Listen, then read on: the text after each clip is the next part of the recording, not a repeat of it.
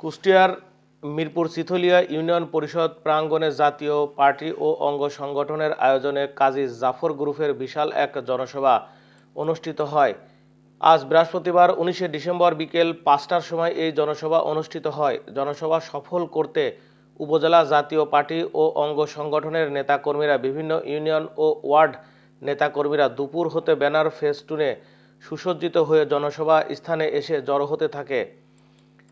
এ সময় দলের নেতাকর্মীরা নানা স্লোগান দিতে থাকেন। মিরপুর উপজেলা জাতীয় পার্টির সভাপতি নজরুল ইসলামের সভাপতিত্বে জনসমাবেশে প্রধান অতিথি হিসেবে ছিলেন জাতীয় পার্টির মহাসচিব কাজী জাফর গ্রুপের সাবেক এমপি ও জেলা পরিষদের চেয়ারম্যান জনাব মোহাম্মদ আহসান হাবিব লিঙ্কন। বিশেষ অতিথি হিসেবে জেলা জাতীয় পার্টির সভাপতি মোহাম্মদ জাহাঙ্গীর হাফিজ লালু। আরও উপস্থিত ছিলেন মোজাম্মেল হক সভাপতি মিরপুর উপজেলা জাতীয় পার্টি, ভেড়ামারা উপজেলা জাতীয় পার্টির সভাপতি মোহাম্মদ এম এ সাদ মণ্ডল, মিরপুর জাতীয় পার্টির সাধারণ সম্পাদক মোহাম্মদ শাহাবুল ইসলাম। জনসভা পরিচালনায় ছিলেন মোহাম্মদ রিয়াজুল হক লালন, সাধারণ সম্পাদক মিরপুর উপজেলা যুব। এর দ্বারা বোঝা যায় যে সরকারের মধ্যে সমন্বয়হীনতা আছে।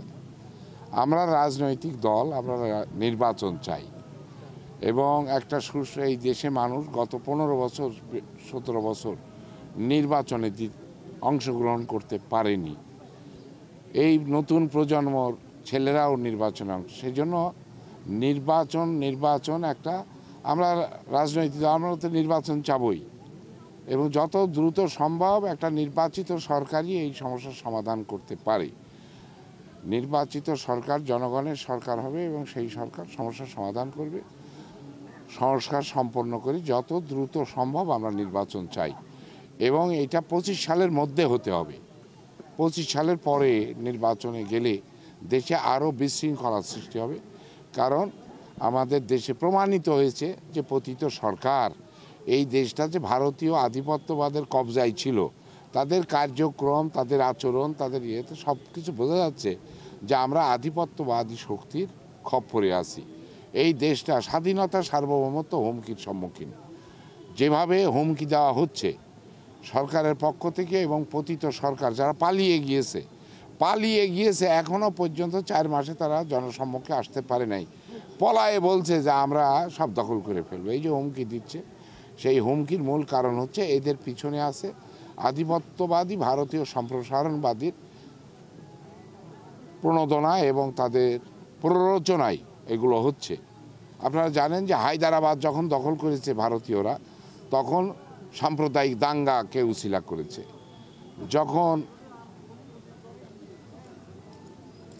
দখল করেছে তখনও তারা এই সাম্প্রদায়িক দাঙ্গার অজুহাত দিয়ে তারা এই দেশে আধিপত্যবাদী শক্তি এই দেশটাকে দখল করতে চাচ্ছে। প্রমাণিত হয়েছে যে পতিত সরকার আধিপত্যবাদী সরকারের সেবাদাসী হিসেবে কাজ করেছে। আমরা স্বাধীন দেশ, বলা হচ্ছে 2 বার স্বাধীন হয়েছে। 71 সালে আমরা পাকিস্তানি হানাদার বাহিনীর হাত থেকে দেশকে মুক্ত করেছি। 2024 সালে ভারতীয় সম্প্রসারণবাদের পতন হয়েছে এবং এই দেশ স্বাধীন হয়েছে। আমাদের দেশ, আমরা উন্নয়ন, অগ্রগতি, শান্তি, শৃঙ্খলা এবং আমরা বাঙালি, আমরা শ্রেষ্ঠ, এই মন্ত্রে উজ্জীবিত আমরা এই দেশটাকে গড়ব।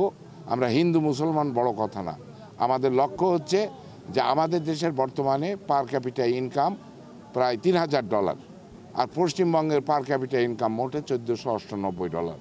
অর্থাৎ পশ্চিমবঙ্গের থেকে, পশ্চিমবঙ্গ একটা হলো ভারতের একটা মানে প্রধান রাজ্যগুলোর একটি, তাদের ইনকাম হচ্ছে 1498। এই দেখেন আমাদের সাথে ব্যবসা বাণিজ্য বন্ধ হয়ে যাওয়ার কারণে ভারতীয়দের আর ব্যবসায়ীদের আহাজারি আমরা প্রতিদিন দেখতেছি। সুতরাং আমরা এই দেশটাকে আমরা স্বাধীন করেছি এবং স্বাধীনভাবে আমরা এই দেশটাকে সুন্দরভাবে সংস্কারগুলো সম্পন্ন হলে ইনশাল্লাহ 2040 সালের মধ্যে আমাদের পার ক্যাপিটা ইনকাম হবে $4000 বেশি। কারো